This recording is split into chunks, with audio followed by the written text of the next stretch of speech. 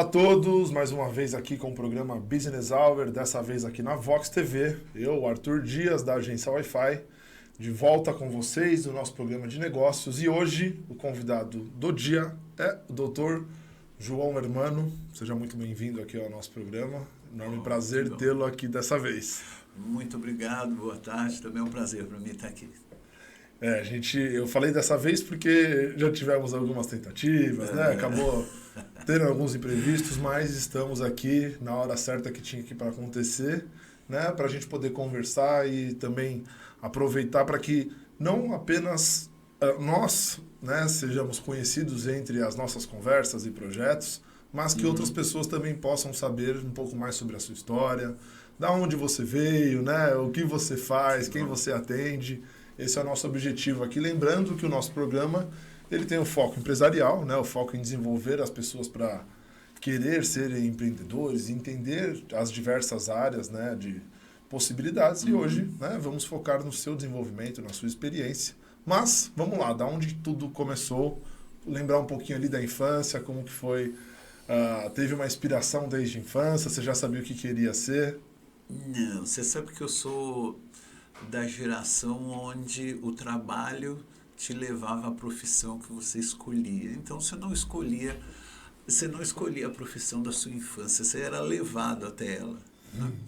Então eu comecei a trabalhar muito jovem, por acaso, num escritório de advocacia.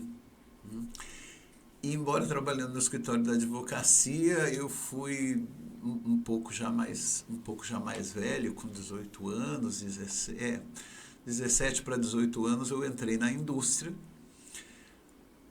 para uma coisa que já não existe mais hoje, né? Que era arquivista. Antigamente tinha muito papel, precisava de um arquivista precisava de uns moleques para conseguir botar ordem naquilo. Eu lembro, né, por já ter conhecido aqueles móveis que tinham um negócio que girava. Assim. Isso, exatamente aquilo. Uma prateleira gigantesca. Com as escadas, que você vai empurrando as escadas e tal. Já tive o privilégio de conhecer um escritório desse. Dali eu consegui ir para a portaria, né? Consegui trabalhar na portaria conferindo a chegada do caminhão. Era uma indústria de tintas, então para conseguir acompanhar então a entrada do caminhão, com a evolução eu fui para a contabilidade, onde eu passei a ter contato com a área de impostos, e aí desperta o interesse pelo direito. Podia ter sido contador, mas nunca me interessou. A área tributária me encantou logo no começo. Porque para você foi fácil, porque para muita gente é complicado. Eu penso... Você conseguiu compreender com uma facilidade. Eu penso que sim, porque a repetição nunca me agradou, né? E o direito tributário e a área de impostos ela é muito rica. Sim, em complexidade, né? Várias... Complexidades, a cada situação tem uma solução. Isso me encantou, foi quando então eu optei em fazer faculdade de Direito. Agora você me recordou de uma história de faculdade, né? Que eu fiz administração, depois publicidade. Em administração você me lembrou da minha aula de economia, onde tinha que fazer uma dissertação para explicar a inflação. E era apenas isso, explica a inflação. É um belo desafio, né? Quando você tem a escrita livre, né? Porque lembrar só do que a gente escuta é diferente quando a gente precisa escrever uma dissertação livre, de punho livre, que às vezes você precisa de um caminho encurtado, né? Eu imagino que para você, então, quando apareceu, foi muito interessante. Mas você falando isso, só fazer um parênteses. Se fosse na era Collor, era fácil de você escrever o que era inflação. Era mais difícil, era mais fácil. Não vivi, mas estudei e escutei muito. Então, o direito tributário, então, me encantou. Eu fui fazer faculdade, ainda com filhos pequenos, né? Mas também, essa é uma outra característica do brasileiro nato que vem de baixo, né? Que é conseguir encaixar isso tudo. Trabalhar, estudar, ser pai, ser marido, tudo ao mesmo tempo, né? Sim. Então você não tem outra opção. E deu muito certo, né? Eu me formei e dali, então, eu já fui para a área jurídica, para o departamento jurídico da indústria que eu trabalhava. Dentro da mesma indústria? Dentro da mesma indústria. Então, eu fiquei 16 anos na mesma indústria. 16, na mesma indústria e fui, então, crescendo dentro dela. Quantos cargos no total aí? Que agora eu já me perdi um pouco. Então, eu fui arquivista, recebi caminhões na portaria. Logística. Né?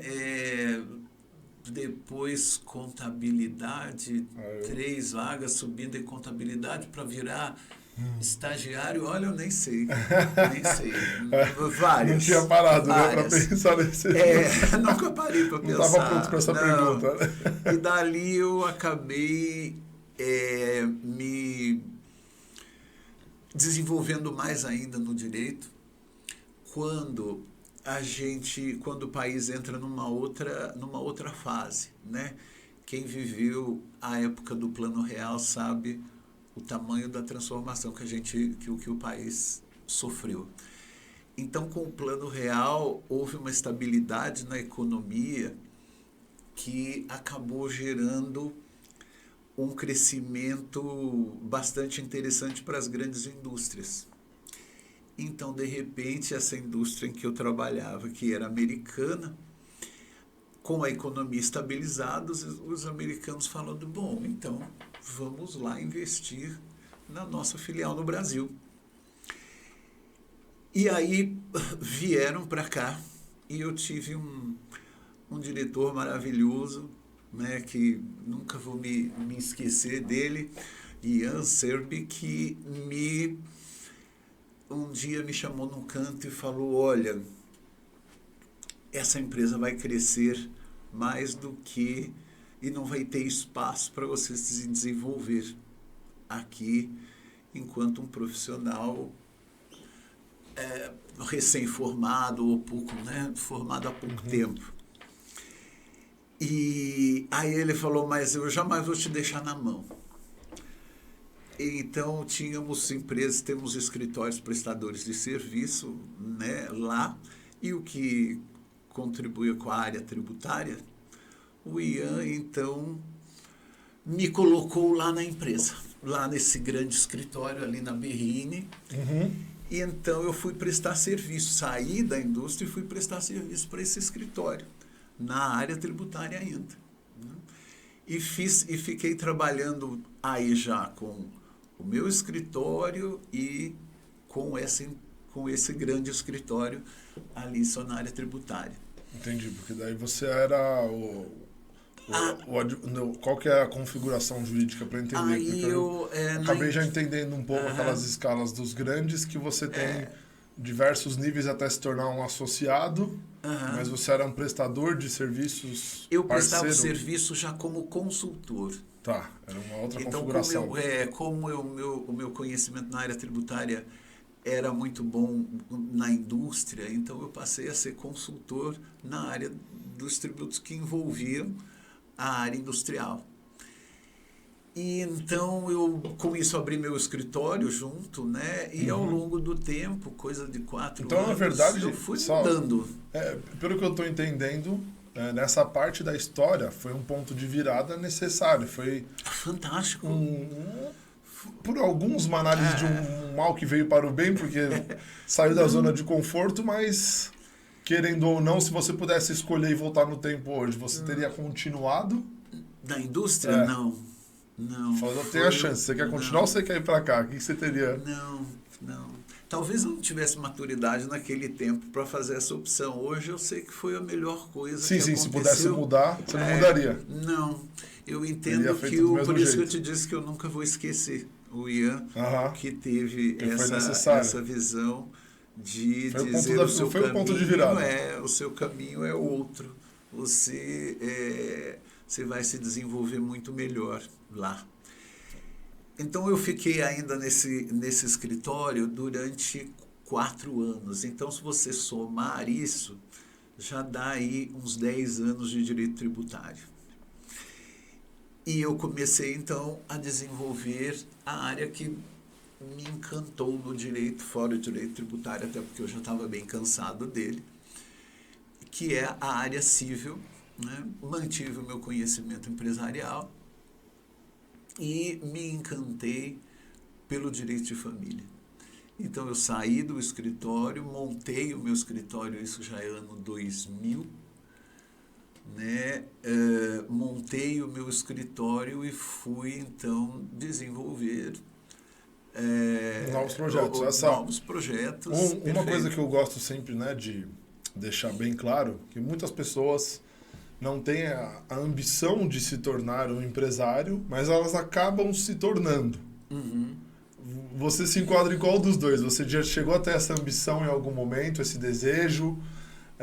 Já fez parte da sua carreira ou ele aconteceu, fora essa questão da indústria, depois, né, nesse segundo momento? Eu acho que quem opta pelo direito... já tem uma audácia de andar pelas próprias pernas? Ele tem isso meio que pré-estabelecido na vida dele, né? Não que seja ruim você trabalhar como empregado dentro de um escritório, né? De jeito algum. Tem escritórios imensos e pagam muito bem, sim, inclusive, mas é numa área de conforto da qual eu nunca me enquadrei. Mas uma questão que eu já brinquei com outros amigos advogados é que a própria configuração do escritório foi feita para que nunca ninguém consiga processar o escritório. Exatamente. Ela é feita para que desde que você entrou até quando você sair, você é sócio. Exatamente.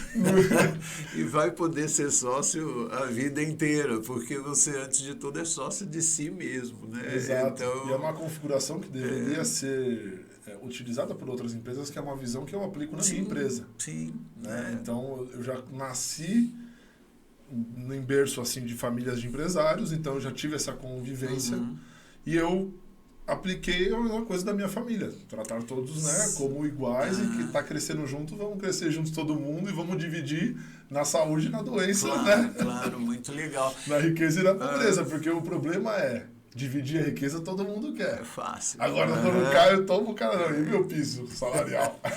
Quando você fala essa coisa de trabalhar com a segurança de um escritório, trabalhar sozinho, remete a um fato que a gente está vivendo hoje muito claramente, que tem sido, aliás, muito discutido, que é a pejotização, né? Ah, sim. Que é aquele funcionário com carteira assinada, de repente se demitir e abrir a sua empresa e passar a prestar serviço para a mesma empresa, né? Sim. E que gera consequências das mais diversas, boas e ruins. A demonização, né? A demonização do PJ. Exato. A gente tem as duas. Então você acaba, deixa de se analisar que existe aspecto positivo e negativo nas duas formas, né? Sim, na verdade, eu errei. Demonização da CLT. Da CLT. Demonização da CLT e pejotização. Exato. Né? Porque essa coisa do passado. Isso. É por isso Antes, que eu te digo né, quem pulava de emprego em emprego era ruim. É por isso agora que eu te digo. Exatamente. Agora é o headhunter. Olha, exato. Porque aí o headhunter te chamou, então você não presta. E você encontra hoje... ainda ontem conversei com uma pessoa sobre isso. Aí você acaba encontrando hoje advogados que trabalham em empresas e mantêm o seu escritório, especialmente hoje, podendo trabalhar em casa, né? Então ele abre o seu PJ e presta o serviço como PJ no escritório e é autônomo Sim. no próprio escritório. Exato, né? Tem os dois lados. Tem o melhor dos dois mundos. Aí você diz, mas aí você perdeu todas as garantias que a CLT lhe dá, né? Que o trabalho formal lhe dá. Então, são sempre os dois lados. Exato. Né? Então, você nunca pode dizer que esse aqui é o melhor e aquele é o pior. Mas se a gente for passar um recado aqui para quem está estudando ainda direito, para quem quer estudar direito, qual dos caminhos que você sugere, independente da área do direito? A pessoa fala, poxa, eu quero firmar no escritório ou eu quero empreender? Olha, eu acho que existe uma questão de característica da pessoa se identificar durante o curso. eu tenho essa autonomia, eu tenho essa segurança para me expor, eu tenho essa Coragem nessa área que de me arriscar. necessita de mais exposição, e existe áreas que direito tributário não exige exposição, né? Exato. Direito civil existe, direito penal, então, mais ainda, né? Então, eu acho que depende dessa análise do perfil da pessoa. O segundo aspecto é o que você quer profissionalmente. Eu quero a segurança de ter salário, né, dia 15, dia 30, ou isso para mim não faz diferença, né? Então são uma série de fatores, eu não consigo dizer siga por aqui ou siga por ali, não dá para ter uma regra universal, né? Não vejo isso como possível, no meu ponto de vista não. Sim, mas voltando naquele momento ali da virada, quando teve o próprio escritório, quando você decidiu ali sair, aquele momento, qual foi a sensação? Você consegue lembrar que... Sim, a sensação era Era mais liberdade ou era mais medo? E agora, Os José, dois. né? Um pouquinho de cada E um. agora, o que eu vou fazer, né? Como é que eu vou fazer esse escritório crescer? E tem até um fato interessante. Meu escritório era na Vila Mariana, naquele tempo, toda a minha vida em São Paulo.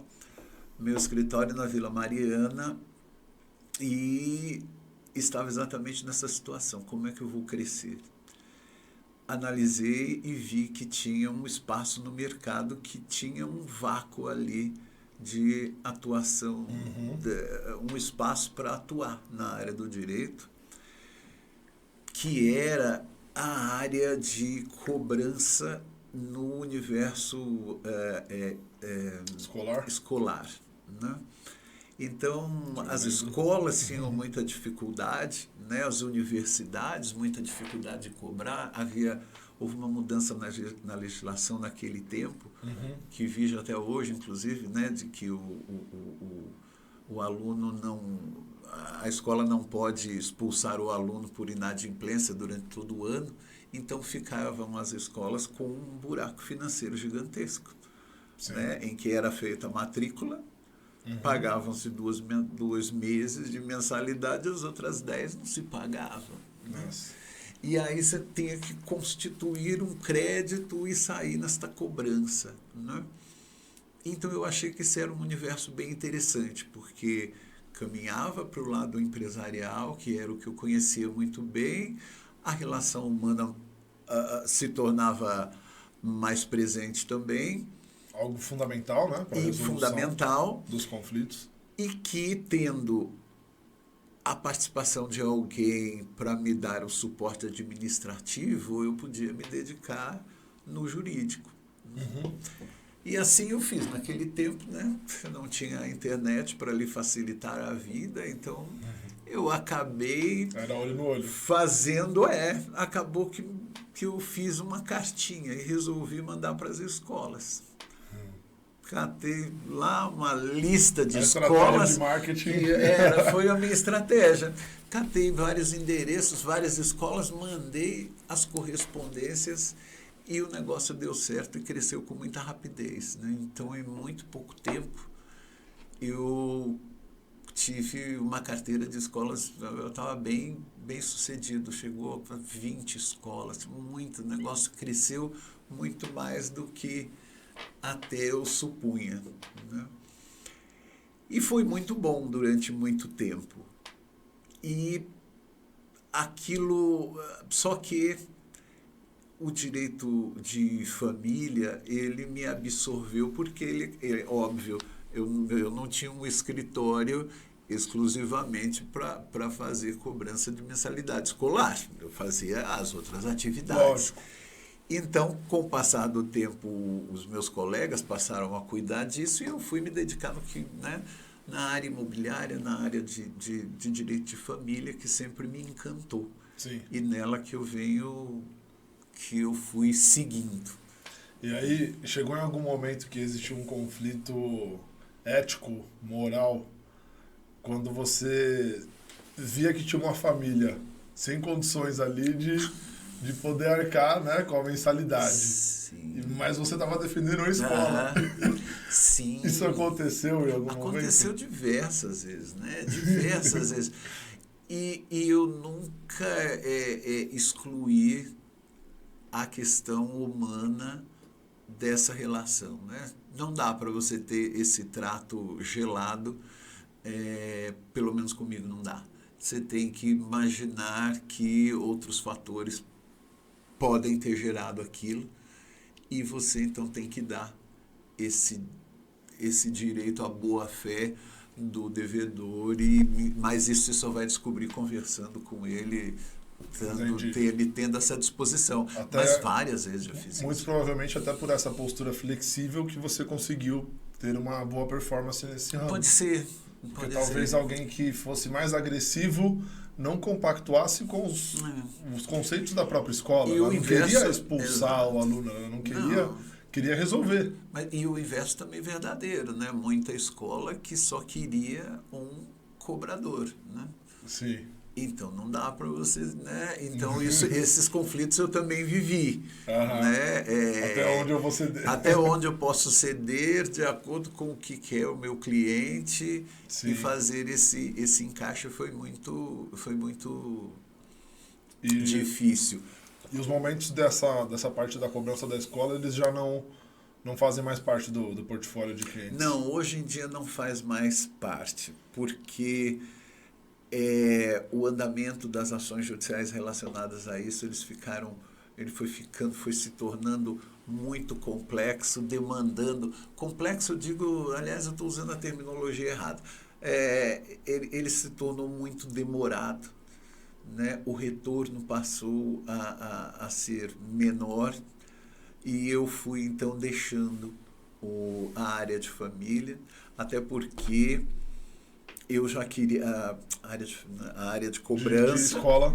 De cobrança escolar, até porque eu tinha um outro projeto de vida naquele momento, que era sair de São Paulo e vir para São Caetano, né? Vir para onde eu moro, ter uma vida um pouco mais tranquila do que essa rotina que era muito pesada, né? Exato. Né? Eu fico muito impressionado com quem consegue fazer isso hoje. Sair daqui, ir até Santo Amaro, trabalhar e sair às 6 de Santo Amaro e voltar. Sim, é um herói. Né? De São Paulo... quem suporta. Então eu já estava muito cansado com isso e tudo isso favoreceu. O que sobraram desse universo? Os grandes clientes das grandes escolas. Então eu fui devolvendo... fui rompendo os meus contratos, né? E ficaram as boas escolas, os bons clientes, né? Especialmente aqui, né? No ABC. Então, esses clientes que antes eram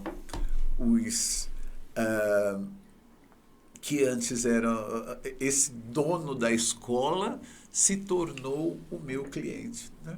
Então, não é mais o dono da escola, aquela figura não é mais só o dono da escola, ele se tornou meu cliente, pessoa física. Né? Entendi. Então eu carrego clientes de 20 anos. Pela competência, confiança e respeito que você adquiriu. Exatamente. Você conseguiu fazer uma transferência. Ainda bem. Né? Que a chance é muito pequena no mercado, né? Porque você tem que condizer com o seu momento de mudança, né, de carreira. Exato. Tem que condizer com uma qualidade de trabalho perfeita, né? Senão a pessoa não vai, de forma alguma, contratar para a vida dela, né? E isso aconteceu de modo muito favorável. Então, lá se vão 20 anos, né? Eu parei de trabalhar com a cobrança escolar em 2006, 2005. É isso mesmo, 2006, 2005. Então eu tenho esses clientes que estão comigo desde 2020, desde 2022, né? Sim. que são meus clientes até hoje, não mais nas escolas, até porque muitos deles já nem são mais, mas são empresários. Eu hoje assessoro as empresas e assessoro todos os problemas da vida dele. Né? Não, perfeito, é uma transição incrível, é uma explicação foi bem fantástico. diferente, uma história única, que eu ainda não lembrava desse detalhe, né? Ainda não conhecia, né? Apesar de não ser a primeira vez aqui que estamos falando, mas para o nosso público, para quem vai acompanhar, para depois quem vai assistir isso aqui na posteridade, precisa saber dessa transição, dessa história, e agora entender, né, um pouco mais do que de fato hoje, né, você se especializou e que você também consegue atender muito bem esses clientes atuais e as novas possibilidades, né? Nessa transição, um exemplo a ser citado antes da gente pular agora para São Caetano, voltando só mais um capítulo aqui no tempo, algum caso que você gostaria de ter citado nesse passado, de alguma empresa que veio com algum problema muito grande que você ajudou a solucionar? Ocorreu uma coisa muito interessante nesse tempo ainda do direito tributário, que o direito tributário já teve uma ascensão muito grande, ele já foi a melhor área do direito, né, para se atuar. E na virada, né, 2003, 2002, as teses tributárias federais tiveram um boom, né? Então, discutir questões relacionadas a IPI, a PIS, COFINS, imposto de renda, que são tributos de ordem federal, eles passaram a ser um grande negócio, porque tinha um sistema de compensação de crédito muito fácil. Então, você apurava, olha, você tem aí 1 milhão de crédito de IPI apurado por conta de um problema Y, no mês seguinte você já começava a compensar esse 1 milhão nos seus outros pagamentos. E isso acabou gerando muito interesse e muito resultado, né? Resultado para ambas as partes, mas, né, que você falou de uma coisa interessante. Um case de solução. Exato.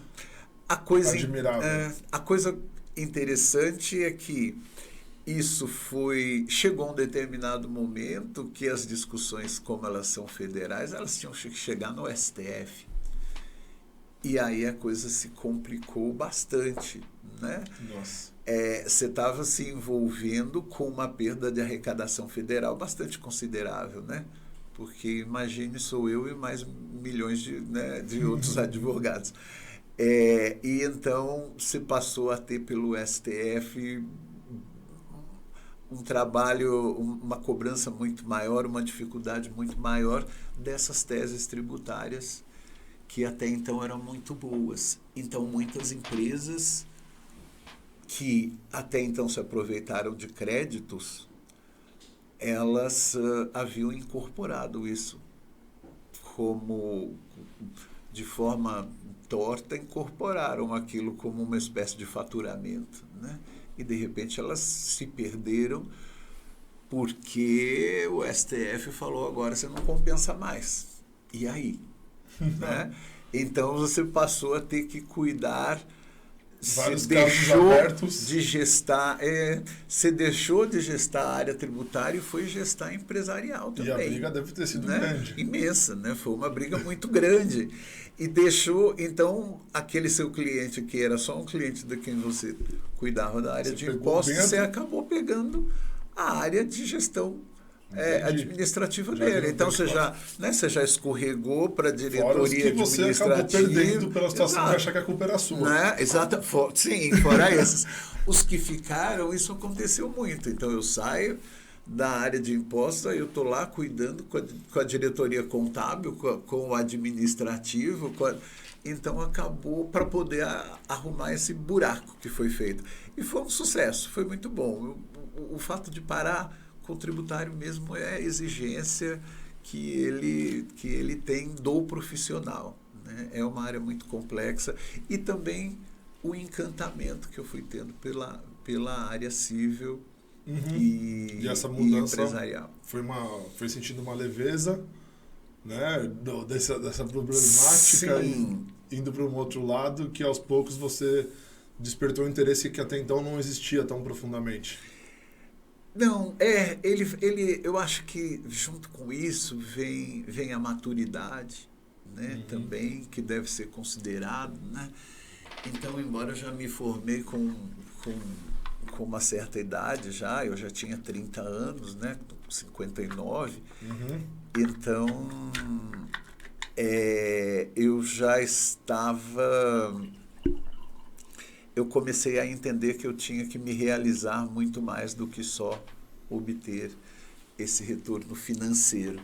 Então, a área civil e de família, ela me dava essa satisfação que o direito tributário deixou de me dar. Então, ele foi muito bom para me capitalizar, mas ele deixou de me satisfazer enquanto profissional, né? Entendi. Foi a mudança. Foram dois lados, né? Então, sim, a gente voltou um pouco no tempo, né, para lembrar dessa mudança, que ela não veio no momento em que você saiu do escritório, ela veio enquanto você estava com esse outro escritório ainda, em São Paulo da Vila Mariana, e aí foi ali que já teve essa mudança diária de atuação. Exato, foi. E aí começaram os primeiros casos de direito de família, de direito imobiliário. Exato, direito de família, imobiliário... E o empresarial. E o empresarial. Também apareceu em conjunto porque você começou a segmentar a oferta de serviços para demonstrar para essas pessoas que já confiavam de você lá de trás. Exato. Tá aqui, agora eu também posso fazer isso, agora eu também posso fazer isso. Você tem esse outro problema, eu também tenho essa solução. Porque o cliente que confia naquele advogado indica aquele advogado para o outro, para o amigo, e para o amigo, e para o amigo. E assim a carteira do advogado se fazia, né? Hoje é um pouco diferente, as coisas mudaram um pouco. Mas a carteira se fazia 100% pela indicação. Então, se eu tinha um bom cliente, se eu trabalhava bem, né? Trabalhasse bem para aquele cliente, eu teria o próximo, e o próximo, e o próximo, e assim se deu. Sem ter a necessidade de se expor, de fazer nenhum tipo de ação de marketing. Né? Porque também você tem um controlador aqui do outro lado, que é a OAB. Exato. Né? Que faz agora a gente sabe que já está mais... Né? Hoje ela está mais maleável. Né? Porque sabe que é necessário estarmos aqui no podcast hoje. Exato, mas já foi bem feroz. Fazendo uma entrevista, né? Pensando em como fazer com que as pessoas te conheçam, né? Porque existe o lado bom e o lado ruim, né? Da propaganda. Sim. Porque tem aquela pessoa que quer fazer golpes nos outros e se expõe para isso. Mas tem pessoas que simplesmente precisam aparecer para mais pessoas. Exatamente. Utilizando dos mesmos meios e caminhos. Né? Então, pegando agora já esse momento ali de virada aqui, São Caetano. Aí foi escritório próprio sozinho. Né? Não tinha mais essas outras ligações, você trouxe parte da sua carteira de clientes. Trouxe toda essa carteira de clientes. E não tinha mais sócios nesse momento. Isso que eu falei, foi uma carreira que não estava mais presa, né, a outra empresa, nem a outra sociedade. Existiu ali um momento de agora é o meu próprio caminho. Exato. E do jeito que eu bem entender. Exatamente. Então, isso foi uma mudança fantástica. E teve uma coisa que eu sempre gostei muito, gosto muito até hoje, que é de trabalhar com o recém-formado, que é de trabalhar com o estagiário, que é de poder contribuir para o crescimento deles. Então, isso é algo que me encanta até hoje. E estando sozinho, isso pôde se aflorar, pôde ocorrer de modo mais efetivo, assim, que me traz grande satisfação. E aí, pegando, já mudando um pouco, né, do que a gente ainda não citou.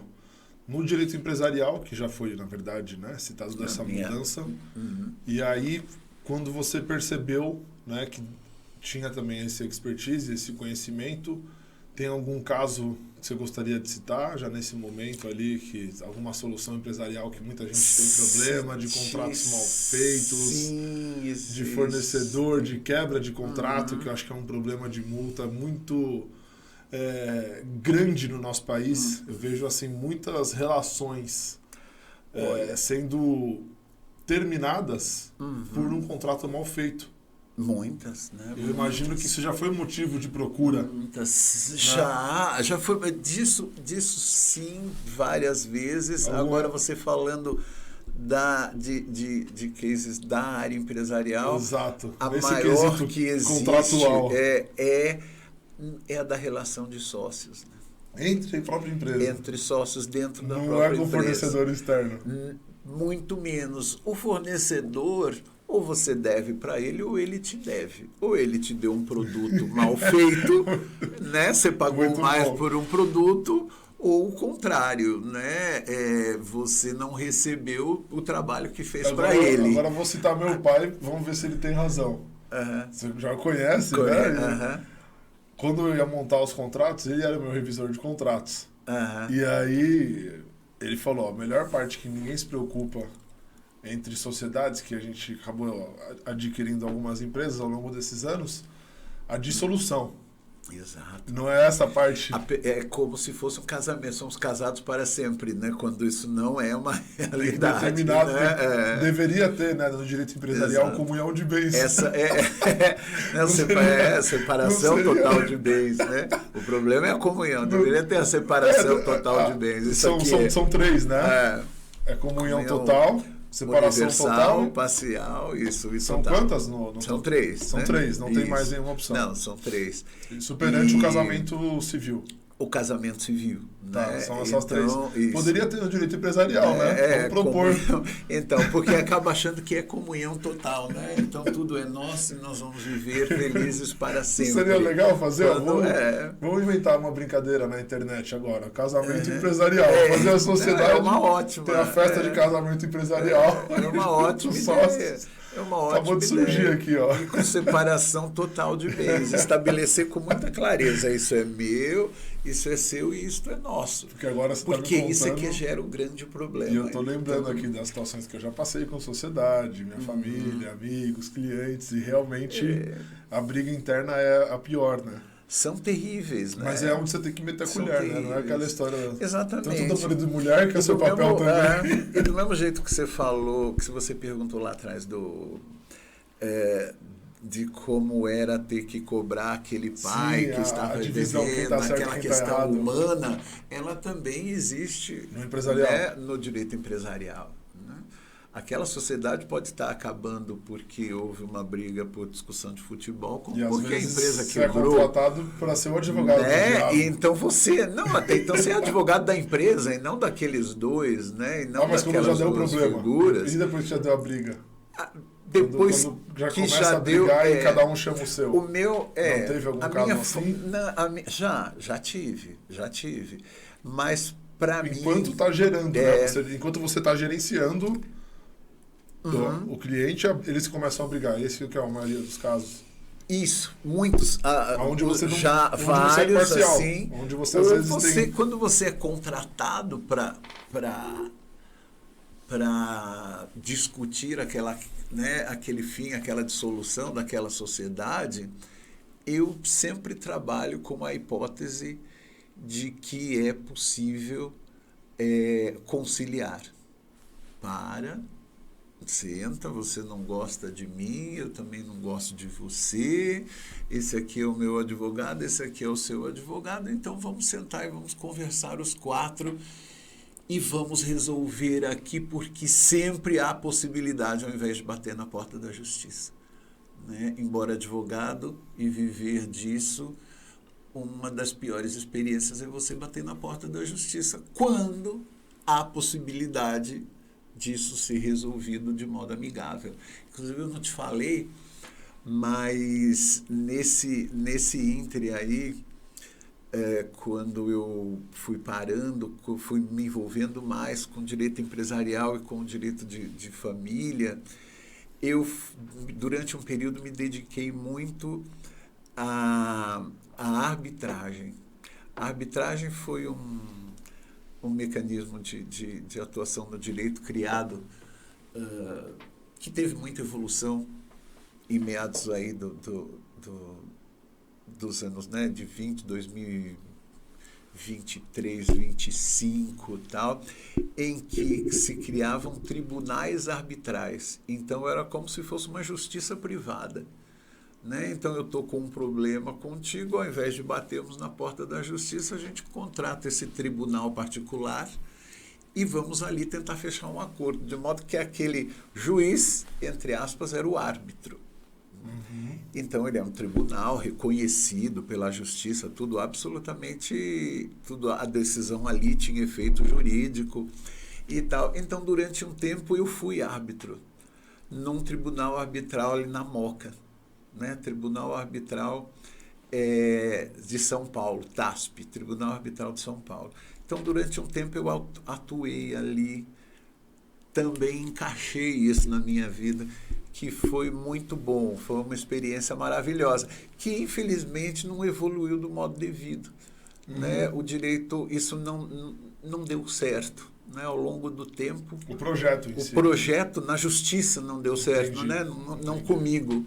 Uhum. Então ele deixou de ser utilizado. E que na sua visão, se tivesse continuado, teria facilitado muito. Viveria era uma revolução. Porque você consegue solucionar casos que não são necessários serem acionados para a justiça, com toda a burocracia, e ali resolve mais rápido e mais eficiente. Eu acho que foi um erro brutal não ter investido nisso, né? A justiça não ter investido no sentido de estimular que as coisas fossem para o tribunal arbitral. Hoje existe, tem uma mediação, né? Câmara de mediadores. Isso, exatamente. Né? Parecido. Muito parecido, só que a mediação que você conhece, ela já é dentro da justiça. Essa mediação que eu estou dizendo, ela é 100% privada. Entendi. Né? E então, aquele árbitro, ele tinha uma autorização da justiça para atuar daquela maneira. Muito parecido com o que tem hoje o tabelião no cartório. Tá. O tabelião, o cartório é privado e o tabelião, mas ele está ligado diretamente à justiça e a decisão dele é que vale para a justiça. O árbitro era a mesma coisa. Então o árbitro tinha esse poder, ele substituía o juiz do mesmo jeito que o tabelião substitui. Você pode ir lá e fazer um divórcio dentro do cartório, pode ir lá e fazer um inventário dentro do cartório. Então eu acho que houve um erro muito grande não ter investido não ter insistido no estímulo da arbitragem, né? Porque a justiça está muito, né, abarrotada, ela está muito tumultuada, e aí eu volto àquilo que eu estava dizendo. Não tem qualidade para resolver, né? E por isso que cabe, ao meu entendimento, cabe ao advogado sempre gastar primeiro um tempo baixando a bola, chamando à mesa e conversando. Eu ontem discuti um assunto em que uma família, 2 irmãs, são 3 irmãos, e a mãe, onde havia um atrito imenso com o filho, 2 meninas e um rapaz, e havia um atrito imenso. Aquele camarada, ele tinha uma ganância muito grande e ele se achava, talvez, sei lá, né? Hoje, talvez para você achar o único homo sapiens, o único homem ali daquela relação, ele achava que aquilo tudo tinha que ser dele e todo mundo tinha que responder a ele. Depois, meu pai morreu, agora o homem dessa casa sou eu. E aquilo criou uma dificuldade na relação entre eles imensa, que descambou para o problema da área imobiliária. Né? Então, eles tinham imóveis, e aí, quem é que vai receber os aluguéis? A minha mãe já está com 80 e tantos anos, ela tem capacidade mas quem cuida do imóvel sou eu que faço a locação, então eu tenho que ganhar mais, enfim. Uma discussão imensa entre eles, que não terá fim nunca, se não puxar o freio, e falar, olha, você não gosta, por acaso o rapaz até chama João, você não gosta, Cristina, você não gosta do seu irmão João, mas você vai ter que sentar com ele aqui. E é injusto contigo? Não. Pode lhe parecer injusto, mas quem ganha é você, né? Poder dormir à noite é muito melhor do que mastigar essa raiva desse sujeito. Então, não é fácil sentar à mesa, mas é a melhor solução sentar à mesa. Trabalhar nesse sentido, acho muito rico. Se a gente fizer uma média, obviamente que a gente não vai ter a resposta agora, mas não em números, mas em resultado de caminhos. Dos casos que você pegou, tiveram mais casos que foram para a justiça ou mais casos que acabaram antes da justiça a resolução? Mais casos na justiça.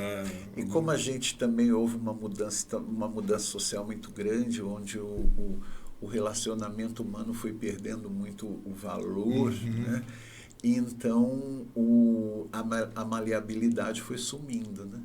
Então sentar na mesa e fazer um acordo passou a pesar muito mais. Parece que a gente vive num tempo de ódio imenso, onde eu não quero somente acabar a sociedade com você, eu quero que você morra, né? E isso torna tudo muito difícil, né? Muito difícil. E acaba levando para a justiça, né? Entendi. Mas no passado era muito mais fácil. As pessoas tinham mais esta compreensão de resolver o problema e não alimentar o problema. Um pavio tão curto, né? Não estava todo mundo à flor da pele. Não tinha tanto crime assim. Não tinha. A gente vive uma situação muito fervorosa, que nunca vivemos, de sabe? muito ódio. Eu estou aí com quase 60 anos, a gente não vivia. Então, uma matéria que eu li hoje numa revista especializada de direito, em que o casal num prédio, o casal discutiu e uma pessoa ligou no apartamento preocupada com a esposa, que estava ali, a vizinha, amiga dela, ligou: oi, está tudo bem? Né? O que aconteceu? Desce o dono, o marido, até a portaria e quer bater no porteiro para ele dizer quem é que ligou na casa dele. Né? O rapaz fala: poxa, calma, não ligou nada. E dali já vem as agressões de cunho preconceituoso mesmo, né? Que a gente vê na televisão o tempo inteiro: cala a boca, macaco. Né? Como assim? Como que você fala um negócio desse? Né? Sim. E ainda bem que isso sim houve evolução, né? Tá lá já respondendo a crime, 3 anos e meio de cadeia, e por conta dessa ignorância, claro que é uma história bem maior do que isso que eu estou falando, claro. Mas essa coisa do pavio curto é uma coisa muito gravosa, né? E deixa tudo muito mais difícil. O contraponto disso é que os direitos humanos passaram a ser mais respeitados, né? E se a gente se coloca agora no local das outras pessoas, um caso um pouco mais simples, não talvez mais simples, mas me veio agora aqui a cabeça, né? Uma separação, só que uma separação que não tem tanto atrito. É um caso que normalmente, para os dois lados, se não envolve advogado, é possível ou não é? Essa é uma dúvida que eu já ouvi alguns amigos passando, né? Chegou na separação. Você precisa contratar um advogado ou o casal pode se separar naturalmente e fazer uma divisão de bens? Como funciona? A figura do advogado sempre vai haver, né? Isso, inclusive, é um problema muito grande, um conflito muito grande que naturalmente existe com a OAB e hoje os cartórios, né? Hoje um divórcio amigável pode ser feito em cartório, desde guardadas alguns critérios, né? Pode ser feito, não tem criança, né? Tem menos do que X idade. Entendi. É uma partilha amigável, pode ser feito. Existem alguns parâmetros. Mas tem que ter a figura do advogado assessorando esse casal. Exato, né? Porque senão os dois lados podem perder, né? E até para dar cunho, para dar cunho legal àquilo, né? A gente não pode esquecer que o escrivão não é advogado, né? Ele não conhece o direito como conhece o advogado. Então, a legislação, quando ela cria esse benefício de poder se separar no cartório, é rápido, né, é fácil, também não pode acabar com a figura do advogado orientando aquele casal. Né? Olha, não dá para você abrir mão, né? Lá na frente isso aqui pode lhe dar X problemas, então vocês deviam fazer dessa forma, enfim, dando essa assessoria que contribui muito na vida do casal e também não inutiliza a figura do advogado. Né? E uma coisa também que eu percebo, né, como uma dúvida, acho que generalizada por parte da população, é que advogado é coisa de rico, de milionário. E não é bem assim, né? Às vezes as pessoas acabam partindo para soluções que não vão levar a nada, né? Perdendo a possibilidade de ter resolvido porque nem perguntou, né? Nem questionou. E aí o achismo, né? De achar que ela não pode arcar com um serviço de qualidade e personalizado, né? E pessoal. E 100% humanizado, porque ela simplesmente não quis perguntar, né? Não é bem assim que funciona. Não é. E eu agora vou puxar um pouco da sardinha, né, pro meu lado, né? Da brasa, né? Tadinha da sardinha. Da brasa, né? Pro meu lado, de entender que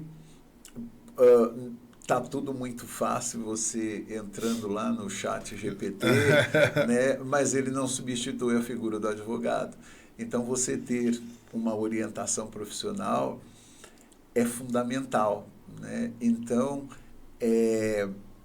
não entender o advogado como aquela figura que está ali para levar porque eu pago tão caro que não tem importância. Se você entender que aquele profissional não tem importância na sua vida, larga ele e vai a outro. Mas a falta da assessoria jurídica no momento certo gera tragédias de todo tipo lá na frente. Né? Poderia te contar 1000 casos aqui em que isso acontece. Aqueles casos que a gente vê nos filmes americanos, que a pessoa fala, eu que vou me representar. Existe isso, não? Aqui não existe. Aqui não pode, né? Aqui não pode. É legal, né? Você fala, olha só, o cara chega... Você vai encontrar isso em pequenas situações, né? Como no juizado especial, quando tem coisas muito simples relacionado ao direito do consumidor e tal, ainda dá, mas mesmo assim vai ter um defensor público ali assinando ou participando, enfim, daquilo, mas aqui não tem como perfil americano. Sim, né? Sim. Agora, eu queria insistir nessa questão de que a falta do cuidado de fazer aquilo do modo certo, do jeito certo, na hora certa, assessorado por quem deve, lhe gera problemas dos mais diversos que lá na frente às vezes você não consegue resolver. Né? Você não consegue resolver. É o famoso barato sai caro. Né? Exatamente. Né? O barato sai caro, então não dá para você entender que você consegue resolver qualquer uma tipo discussão de conflito familiar da partilha de um imóvel que não foi feita a regularização do modo devido. E quando envolve filhos, piora muito mais. Exato. Né? Envolve filhos, envolve enteados, envolve ex-maridos ou ex-esposas. São pavio, né? Acender né? Aparecer um fogo ali, aquilo... Né? Apareceu uma chama, aquilo se incendeia. Né? Isso porque não pensou na hora que lá na frente aquilo poderia ocorrer. Se tivesse procurado um profissional, saberia. E aí teria tomado outra medida. Então, especialmente na área imobiliária, isso é uma coisa que acontece demais. Eu já vi um casal, ex-casal, né? De amigos que teve um problema porque estava com o imóvel financiado e aí foi um baita de um problema para conseguir, perderam mais de 30% do valor porque nenhum dos dois podia arcar sozinho, Nenhum dos dois queria mais também arcar, porque esse imóvel é amaldiçoado. Quem ficou com o imóvel E aí? devendo para o outro. Exato, Né? e aí... quero que você me pague o que eu paguei. lembro que eles sofreram e assim... É horrível. Não teve solução amigável, porque foi uma separação pesada, e perderam muito dinheiro. Perderam muito dinheiro. É muito, muito grave. Porque né? a construtora se protege de um jeito canibalista, né? Ela quer ela só faz pedaço. aquilo, né? Ela só faz aquilo. A gente sabe de outro caso que não vê outro caso que a gente não vai citar, né, agora os nomes, mas ela é canibal, né? Ela não tem, ela só faz aquilo, então ela se cuida em função daquilo por todos os lados. Então essa questão aí... Até para a compra do imóvel, né, é importante, que tem muita gente que acaba confiando cegamente na construtora, né, e eu já fui corretor, não sei se você lembra disso, se eu já te contei. Não, Meu primeiro emprego da vida fui corretor. Tá. Aqui de São Caetano, da Del Forte, que depois foi comprada pela Biara. Sim. E eu já vendi apartamento com revisão do advogado. Exato. Porque tem aquela coisa do dia do lançamento, com as unidades reservadas, que se você não comprar, você perde, que tem todo o sistema de lançamento. Sim. Então, se a pessoa não comprar naquele momento, ela não vai ter, aquela unidade vai vir para outra pessoa. E, de fato, em São Caetano, no boom imobiliário, quando eu vendi, há 17 anos atrás... Isso tudo. Era uma disputa acirradíssima. Porque olha a quantidade de prédio. Desde lá falou que não podia mais levantar, que era o último. Eu vendi uns 10 últimos prédios em São Caetano. Olha que louco. E eu vendi apartamentos que demoraram mais de 6 horas, porque o advogado questionou vários detalhes do contrato. E enquanto não mudou, o cara não assinava. E é super importante. E coisas absurdas. Coisas absurdas no contrato, que a pessoa se sujeita assim. Se eu quiser fazer uma reforma no seu prédio estrutural que tiver um problema, eu não preciso da sua autorização. Você fala, como assim? Como você pega a minha casa e você reforma sem autorizar? Te contei dessa empresa. Isso tem muitos casos. Dessas reformas estruturais. Sim. Estoura um cano, a pessoa tem que pagar porque o cano não é da estrutura, o cano que passa... Exatamente. Especialmente quando aquilo está pensado de modo a deixar mesmo o problema. Por incrível que pareça, isso é real, né? Sim. A empresa sabe que aquilo está errado, ela sabe que ela está fazendo errado e ela faz o errado. Né? Depois que você comprou, assinou a escritura, está no seu nome, filho. Adeus, né? E esse é um serviço que as pessoas nem imaginam procurar. Exato. Depois que o prédio foi construído, vendeu todas as unidades e abriu um condomínio e deu um problema de rachadura, pai, vocês... Já estava lá no estatuto. Né? Agora, construtora, eu não respondo, ou é muito difícil de acho que responder. Agora também falando de imóveis prontos, né, até locação, o serviço também é cabível para revisão contratual. É super importante. Um contrato de locação bem feito é super importante. Para os dois lados, né? Para quem está alugando. Para os dois lados. Né? Para o locadouro e para o proprietário. E existem problemas de toda ordem, né? A gente tem esse entendimento da locação está diretamente ligado à falta de pagamento e ação de despejo, né? Natural quando acontecem várias coisas. Eu estou fazendo um caso no meu escritório em que estamos fazendo o despejo de uma mulher que cria confusão no quintal. É uma casa com várias casas, né? Como é que eu digo? Várias pequenas casinhas dentro do mesmo quintal. E de repente... Cortiço, a palavra popular. Mas né, a gente não está falando disso, não. Estamos falando de algo nível legal. Melhor. Um condomínio, um mini condomínio. Exato, em que... Um vilarejo, uma palavra mais legal. Fica mais bonito. Uma Vila do Chaves. Em que uma pessoa totalmente maluca, né, mora lá e gera o caos ali naquela relação humana. Então, esse dono do imóvel, ele está sob o risco de perder os outros inquilinos dele. Falou assim, se você não tirar essa louca daqui, eu vou me embora. Nossa, né? Um absurdo. E isso é uma ação de despejo. Então, você vê que a dimensão das coisas tem que ser analisado sobre todos os aspectos, né? E não só na simplicidade de coisas que não se imagina que se resolva no direito, como essa. Então hoje, né, por incrível que pareça, nosso tempo já está acabando, mas para sintetizar, né, a história, as especialidades são direito imobiliário, civil e de família. E família.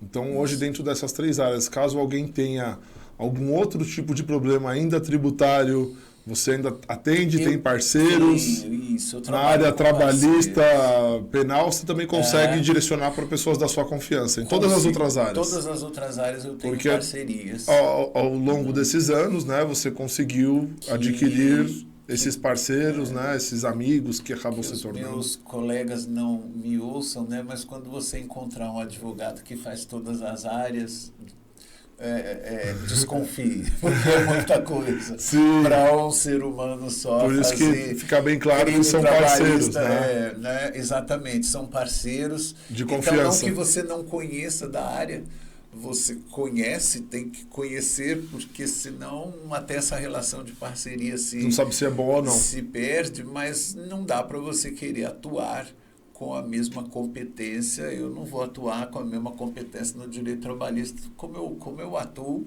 numa questão imobiliária, numa questão de família. Então, ter o parceiro é fundamental. Você não deixa o seu cliente desamparado e tenha certeza de que ele está com uma pessoa boa, que está ali, que é que é parceiro do seu advogado. Não, perfeito, porque hoje, para atender, né, para que as pessoas, né, possam te conhecer, o escritório está de portas abertas, o endereço eu já conheço muito bem. Exatamente. Mas, né, tanto presencialmente quanto virtualmente, as pessoas, né, podem te contactar para fazer aquela pré-consulta ali para saber, né, minimamente se ela pode resolver seu caso. Disponível, né? Quem entrar em hermano.adv.br vai ver toda a história do meu escritório, todas as áreas.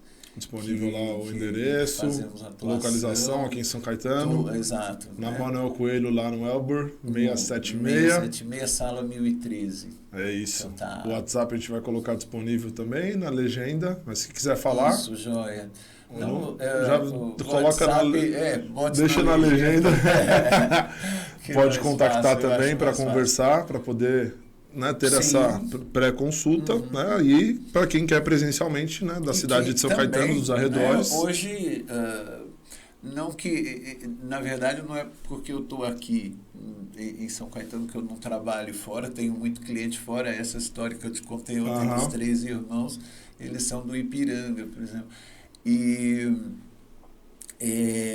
E hoje em dia nós temos essa facilidade do virtual, tá aqui, do virtual, então dá para você fazer uma reunião com um camarada que está na Suíça. Né? Então, é para todo mundo perder o medo de quem nunca acha que pode acionar um advogado, acha que é muito caro. Pergunte primeiro, entre em contato, você vai ser bem atendido, você não vai ser atendido com um preconceito, ninguém nem sabe quem você é, quando você deixa de ter ou não, então consulte sempre um advogado antes de tomar uma decisão importante na sua vida. Exatamente. Comigo eu posso te garantir que tratar bem e ter a compreensão da dimensão do problema da pessoa é fundamental. Maravilha. Perfeito então, doutor. Muito obrigado pela presença. Eu que agradeço a oportunidade. Business Hour. Muito obrigado aí a todos que assistiram. Quem tiver mais dúvidas aí pode me procurar também para passar os contatos da agência Wi-Fi, aqui do canal Vox TV. Arthur Dias. É isso, muito obrigado e até a próxima.